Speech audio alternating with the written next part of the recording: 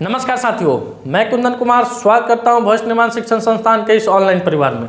दोस्तों, आज का सेशन उन विद्यार्थियों के लिए बेहद ही खास होने वाला है जो बिहार के किसी भी परीक्षा की तैयारी कर रहे हैं, साथ ही साथ रेलवे, एनटीपीसी या बैंकिंग के क्षेत्र में अपना पैर को आजमा रहे हैं, अपनी किस्मत को आजमा रहे हैं। उन विद्यार्थियों के लिए यह सेशन बेहद ही महत्वपूर्ण होने वाली है।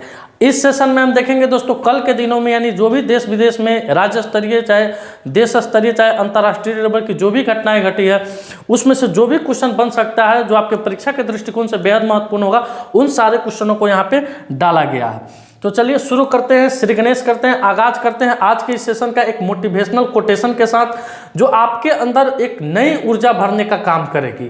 क्या है दोस्तों कि उन पर ध्यान मत दीजिए जो आपके पीठ पीछे बात करते हैं। सही बात है, उन पर बिल्कुल ध्यान नहीं देना चाहिए जो आपके पीठ पीछे आपका बुराई करते हैं, आपके अनसक्सेस होने की कहानी को कहते हैं। इसका सीधा अर्थ है कि आप उनसे 2 कदम आगे चल रहे हैं। समाज में जिसका शिकायत हुआ है, जिसका अवहेलना हुआ है, वही समाज का सितारा बना है, वही समाज का हीरो बना है, वही समाज का नायक बना है। इस बात को आप लोग गांठ बांध के रख लीजिए। चलिए देखते हैं, जो कल वीडियो के लास्ट में आपसे क्वेश्चन पूछा गया था कि हाल ही में पोखरा को किस देश की पर्यटन राजधानी घोषित किया गया है। तो दोस्तों नेपाल, इसका करेक्ट उत्तर क्या होगा? नेपाल होगा। नेपाल में पोखरा एक जगह है जो पर्यटन के दृष्टिकोण से बेहद ही महत्वपूर्ण है और वहाँ आए दिनों पर्यटकों का झुकाव होने के चलते नेपाल सरकार के द्वारा यह निर्णय लिया गया कि पोखरा को नेपाल का पर्यटन राजधानी के रूप में क्या किया जाए, विकसित किया जाए, उसको पर्यटन राजधानी बनाया जाए। ऐसे नेपाल की राजधानी कहाँ है दोस्तों? काठमांडू है। चलिए अब शुरू करते हैं, आगाज करते हैं आज का सेशन। दोस्तों 22 मार्च 2024 को बिहार अपना 112वां स्थापना दिवस मना रहा है। इसके अवसर पर आप तमाम बिहार वासियों सहित पूरे भारतवासियों को बिहार की स्थापना दिवस की हार्दिक बधाई एवं शुभकामनाएं। यह संदेश भविष्य निर्माण शिक्षण संस्थान के परिवार की तरफ से है। दोस्तों, बिहार के स्थापना दिवस पर अवसर पर मैंने एक छोटा सा वीडियो बनाया है जिसमें बिहार के अतीत से लेकर वर्तमान तक जो भी उसकी भौगोलिक स्थिति है, कंस्ट्रक्शन है, जो भी है, उन सभी को मैंने उस वीडियो में रखने का काम किया है, जिसका लिंक आपको डिस्क्रिप्शन बॉक्स में दिया गया है या यहाँ पर आप टच करके उसको आप देख सकते हैं। तो चलिए शुरू करते हैं आज के इस पहले सेशन यानी पहला क्लास। पहला क्वेश्चन है दोस्तों, अंतर्राष्ट्रीय जल दिवस कब मनाया जाता है, क्यों मनाया जाता है, कब से इसकी शुरुआत हुई, इन सारी चीज़ों पर महत्वपूर्ण बिंदुओं पर हम लोग चर्चा करते हैं। तो दोस्तों, जल के संरक्षण के बारे में लोगों को जागरूक करने के लिए हर एक साल हम लोग 22 मार्च को, कब दोस्तों? हर एक साल 22 मार्च को विश्व जल दिवस के रूप में मनाते हैं, यानी वर्ल्ड वाटर डे के रूप में मनाते हैं। अब जानते हैं इसकी शुरुआत कब हुई थी? तो इसकी शुरुआत दोस्तों 1993 ईस्वी से हुई थी। यानी अंतर्राष्ट्रीय जल दिवस मनाने की शुरुआत कब से हुई थी? 1993 ईस्वी से हुई थी। तब से हर एक साल 22 मार्च को हम लोग अंतर्राष्ट्रीय जल दिवस के रूप में मनाते हैं। जल का संरक्षण किस तरह से किया जाए, जल को बर्बाद नहीं किया जाए, इन सारी चीज़ों पर लोगों के प्रति जागरूक फैलाया जाता है। जल को प्रदूषित नहीं किया जाए। अब चलिए अगले क्वेश्चन की तरफ बढ़ते हैं। अगला है दोस्तों कि मार्च महीना में जो भी दिवस मनाया गया है उसको विदिन 30 सेकेंड में हम लोग देख लेते हैं, आपका रिवीजन भी हो जाएगा। शून्य भेदभाव दिवस 1 मार्च को मनाया जाता है। नागरिक सुरक्षा दिवस 1 मार्च को मनाया जाता है। विश्व वन जीव दिवस 3 मार्च को मनाया जाता है। विश्व श्रवण दिवस 3 मार्च को मनाया जाता है। राष्ट्रीय सुरक्षा दिवस 4 मार्च को मनाया जाता है। घना स्वतंत्रता दिवस 6 मार्च को मनाया जाता है। जन औषधि दिवस 7 मार्च को मनाया जाता है। अंतर्राष्ट्रीय महिला दिवस 8 मार्च को मनाया जाता है। नेक्स्ट लाइन में दोस्तों, मॉरिशस स्थापना दिवस 12 मार्च को। धूम्रपान निषेध दिवस मार्च महीने के दूसरे बुधवार को। विश्व किडनी दिवस मार्च महीने के दूसरे गुरुवार को। विश्व उपभोक्ता अधिकार दिवस 15 मार्च को। राष्ट्रीय टीकाकरण दिवस 16 मार्च को। राष्ट्रीय आयुध निर्माण दिवस 18 मार्च को। अंतर्राष्ट्रीय ग्राहक दिवस 19 मार्च को। विश्व गौरैया दिवस 20 मार्च को। अंतर्राष्ट्रीय खुशी दिवस 20 मार्च को। विश्व मौखिक स्वास्थ्य दिवस 20 मार्च को। अंतर्राष्ट्रीय नैरोज दिवस 21 मार्च को। विश्व डाउन सिंड्रोम दिवस 21 मार्च को। विश्व वानिकी दिवस 21 मार्च को। विश्व कविता दिवस 21 मार्च को। ये सभी सारी चीज़ें मार्च महीने के महत्वपूर्ण दिवस है जिसको आप रिवीजन करते चलिएगा। आपके ये परीक्षा के निश्चित है इसमें से कोई ना कोई क्वेश्चन आपके परीक्षा के किसी न किसी एग्जाम में टपकेगा। नहीं रिवीजन कीजिएगा टपक जाएगा, उस समय 4 गिनिएगा। हाल ही में कौन सा राज्य अपना 112वां स्थापना दिवस मनाया है? तो इसका करेक्ट उत्तर क्या हो जाएगा दोस्तों? बिहार हो जाएगा। बिहार अपना 112वां स्थापना दिवस मनाया है। तो जानते हैं दोस्तों इसका गठन कब हुआ था? तो इसका गठन 22 मार्च 1912 ईस्वी को हुआ था। कब हुआ था? और इसको राज्य का दर्जा कब मिला था? यानी बिहार को राज्य का दर्जा कब मिला था? तो 1950 में मिला था। कब मिला था दोस्तों? 1950 ईस्वी में बिहार को एक राज्य का दर्जा मिला था। बिहार किससे अलग हुआ था? तो दोस्तों उस समय के बंगाल से बिहार अलग हुआ था और उड़ीसा अलग हुआ था। और बिहार से कौन अलग हुआ है? झारखंड अलग हुआ। ये 15 नवंबर 2000 ईस्वी को। कब अलग हुआ था दोस्तों? 15 नवंबर 2000 ईस्वी को। चलिए इस पर वीडियो बन चुका है, आप लोग देखिएगा, जरूर देखिएगा, कमेंट करके बताइएगा कि आपको वह वीडियो कैसा लगा है। अब चलिए अगले क्वेश्चन की तरफ बढ़ते हैं। अगला क्वेश्चन है, चुनाव आयोग ने निम्न में से किन्हें हाल ही में बिहार का गृह विभाग का अपर मुख्य सचिव नियुक्त किया है? तो दोस्तों अभी चुनाव आयोग ने बिहार में प्रत्यय अमृत को, किसे दोस्तों? प्रत्यय अमृत को बिहार का अपर मुख्य सचिव नियुक्त किया गया। अब प्रत्यय अमृत दोस्तों तो यह बिहार के गोपालगंज जिला के रहने वाले हैं। बिहार के गोपालगंज जिला के यह रहने वाले हैं। इससे पहले कौन अपर मुख्य सचिव थे? तो डॉक्टर एस सिद्धार्थ। कौन थे दोस्तों? डॉक्टर एस सिद्धार्थ बिहार के अपर मुख्य सचिव थे।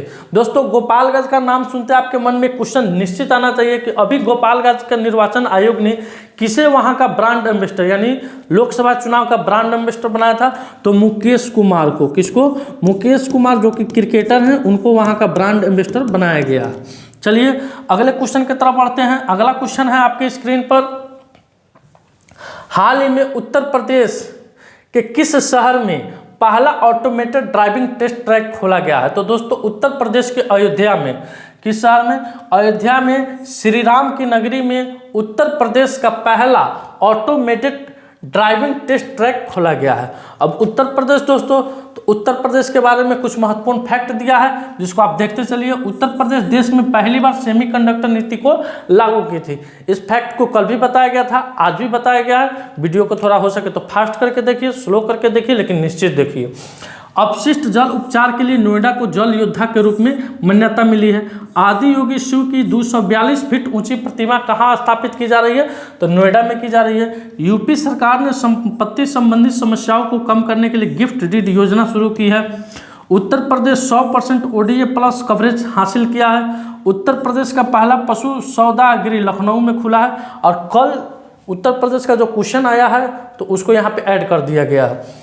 दीपक कुमार उत्तर प्रदेश राज्य के नए गृह सचिव नियुक्त हुए हैं। तो ये दोस्तों उत्तर प्रदेश के बारे में कुछ महत्वपूर्ण फैक्ट था जिसका आप स्क्रीनशॉट ले लीजिए। कहीं भी बैठे रहिए, सोते रहिए, जागते रहिए, रील्स देखने से अच्छा है कि इसको आप लोग देख ले। चलिए अब अगले क्वेश्चन की तरफ चलते हैं। अगला क्वेश्चन है आपके स्क्रीन पर, बिहार के किस जिले की खुशी कुमारी ने हिमाचल प्रदेश के नगरोटा में आयोजित खेलो India international women weight lifting championship में कांस्य पदक अपने नाम किया है? तो दोस्तों यह बिहार की पटना की रहने वाली है। कहाँ की रहने वाली है? बिहार की पटना की बेटी है जो हिमाचल प्रदेश के नगरोटा में खेलो India international women weight lifting championship में कांस्य पदक जीतकर अपना मान बढ़ाई, अपने राज्य का मान बढ़ाई, अपने जिला का मान बढ़ाई है। अब है अगला क्वेश्चन बिहार से ही है। हाल ही में बिहार के किस एयरपोर्ट पर सिविल एनवेलेव के निर्माण के लिए 1453 करोड़ रुपए खर्च किए जाएंगे? बिहटा एयरपोर्ट की, दरभंगा एयरपोर्ट की, पटना एयरपोर्ट की, गया एयरपोर्ट? तो सबसे पहले जानते हैं दोस्तों दरभंगा एयरपोर्ट, ये तो अभी नवीनतम खुला है। बिहार में कुल कितने इंटरनेशनल एयरपोर्ट हैं, अंतर्राष्ट्रीय हवाई अड्डा है? तो बिहार में अंतर्राष्ट्रीय हवाई अड्डों की संख्या, अंतर्राष्ट्रीय हवाई अड्डों की संख्या 2 है।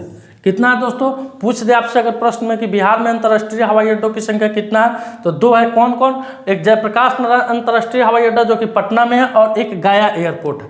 और इस क्वेश्चन का करेक्ट उत्तर क्या हो जाएगा? बिहटा एयरपोर्ट। क्या हो जाएगा दोस्तों? बिहटा एयरपोर्ट पर अभी सिविल एनक्लेव के निर्माण के लिए 1453 करोड़ रुपए क्या किए जाएंगे? खर्च किए जाएंगे दोस्तों। ये दरभंगा एयरपोर्ट उत्तर बिहार का पहला एयरपोर्ट है दोस्तों। उत्तर बिहार का चालू पहला एयरपोर्ट, चालू पहला एयरपोर्ट। और पटना के बाद दूसरा एम्स का निर्माण कहाँ किया जा रहा है? तो दरभंगा में किया जा रहा है दोस्तों। इसको आप नोट करते चलिएगा, चाहे स्क्रीनशॉट ले लीजिए।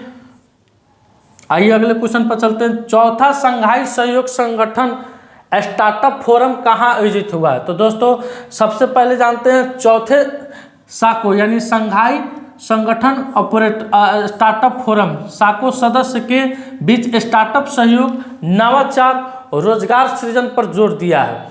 उसके बाद देखते हैं सेकंड पॉइंट में सीड फंड की स्थापना पर कार्यशाला ने शुरुआती चरण के स्टार्टअप को समर्थन देने के लिए रणनीतियों की पेश की है।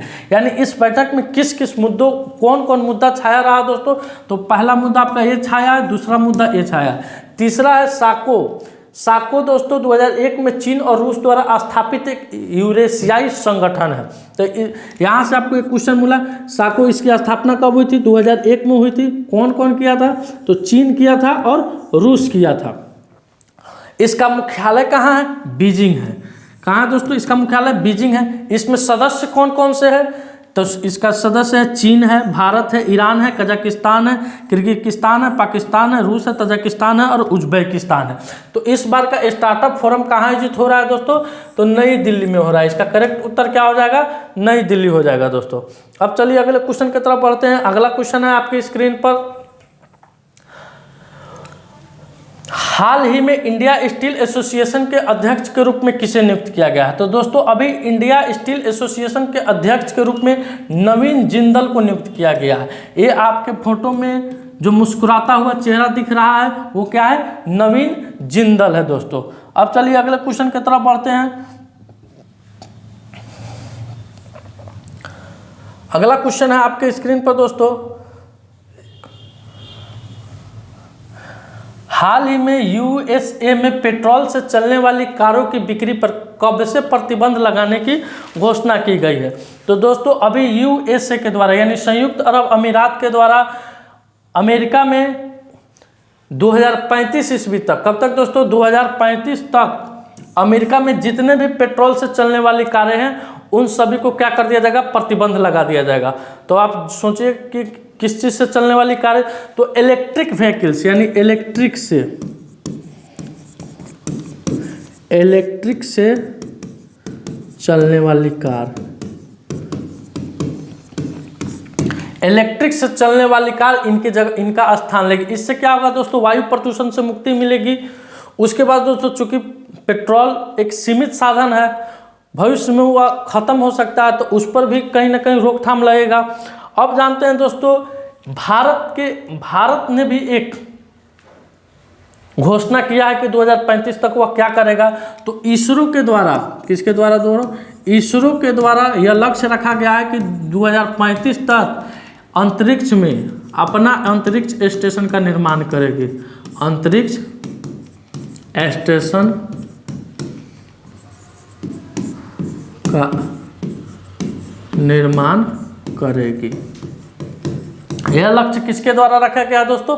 तो यह लक्ष्य इसरो के द्वारा रखा गया। चलिए अब अगले क्वेश्चन की तरफ बढ़ते हैं। अगला क्वेश्चन है आपके स्क्रीन पर। हाल ही में भारत ने पहली बार 2+2 रक्षा और विदेश मंत्री स्तरीय वार्ता किस देश के साथ की है? तो सबसे पहले जानते हैं दोस्तों, समझते हैं कि ये 2+2 क्या होता है दोस्तों।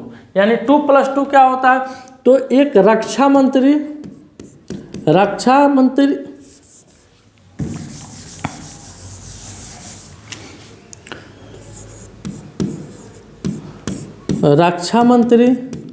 प्लस विदेश मंत्री,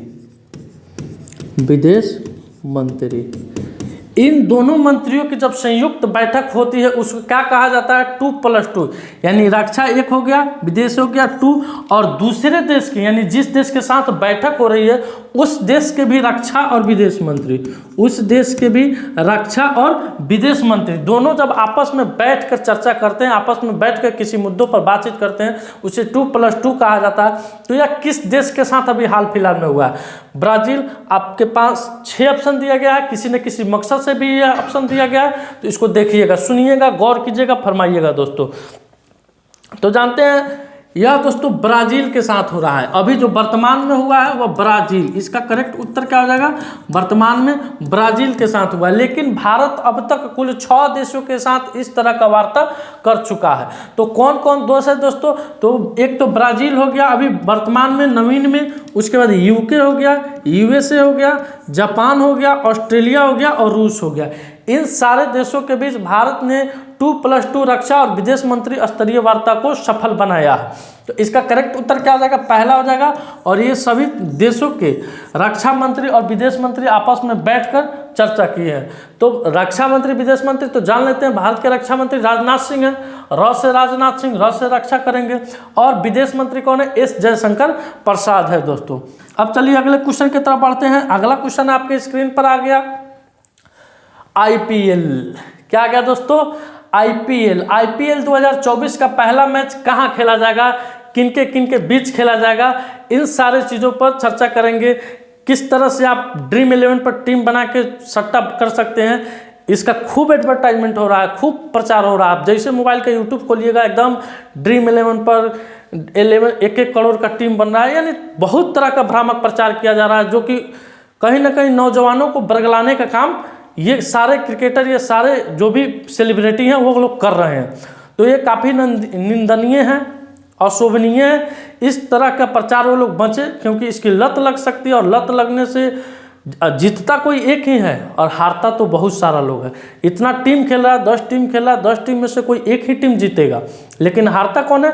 9 टीम हारता है। तो सोचिए कि आप लोग इस तरह का जो प्रचार करते हैं, ड्रीम 11 पर युवाओं को सट्टा खेलने के लिए प्रोत्साहित करते हैं, तो ये सब गलत बात है। कहीं ना कहीं सरकार को इस पर भी अंकुश लगाना चाहिए। तो जानते हैं आईपीएल 2024 का पहला मैच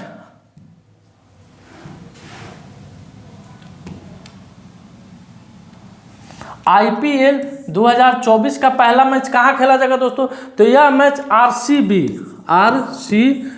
और चेन्नई के बीच खेला जाएगा, और चेन्नई के बीच, चेन्नई सुपर किंग यानी सीएसके के बीच खेला जाएगा। कहाँ खेला जाएगा? चेन्नई के चिन्नास्वामी स्टेडियम में खेला जाएगा यह मैच। कब खेला जाएगा दोस्तों? तो 22 मार्च को खेला जाएगा, 22 मार्च को खेला गया। अब दोस्तों हाल फिलहाल में चेन्नई का कप्तान चेंज हो गया। चेन्नई के कप्तान कौन थे? महेंद्र सिंह धोनी थे। अब चेन्नई के कप्तान कौन बन गए हैं? ऋतुराज गायकवाड़ बन गए। तो इस आईपीएल में बहुत सारी टीमों के कप्तान में बदलाव हुआ है। उन सारे बदलाव को हम देखेंगे, कौन नए कप्तान है।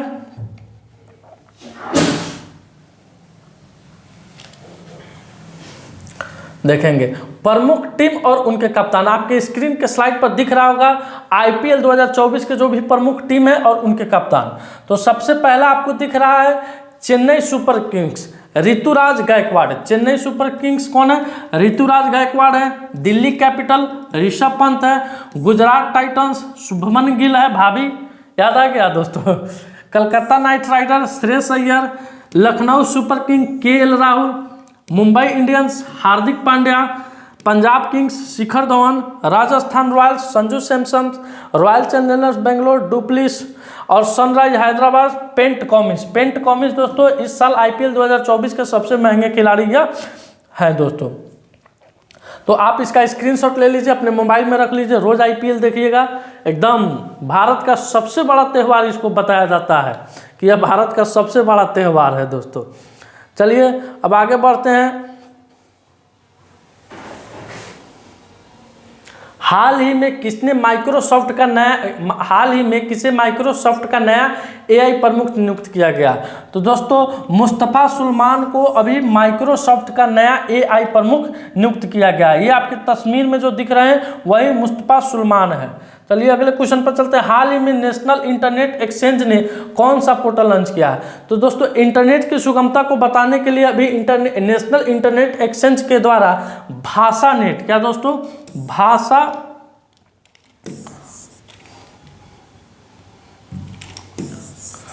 भाषा नेट पोर्टल को लॉन्च किया गया था। इसका करेक्ट उत्तर क्या हो जाएगा? भाषा नेट हो जाएगा। अब चलते हैं अगले क्वेश्चन पर। इस वीडियो का लास्ट क्वेश्चन है आज का सवाल, विश्व खुशहाली रिपोर्ट 2024 में भारत किस स्थान पर रहा? 126, 125, 108 और 112। इस क्वेश्चन का उत्तर आपको दोस्तों कमेंट सेक्शन में जाकर देना है। दोस्तों आज का सेशन मेरा यहीं समाप्त हुआ।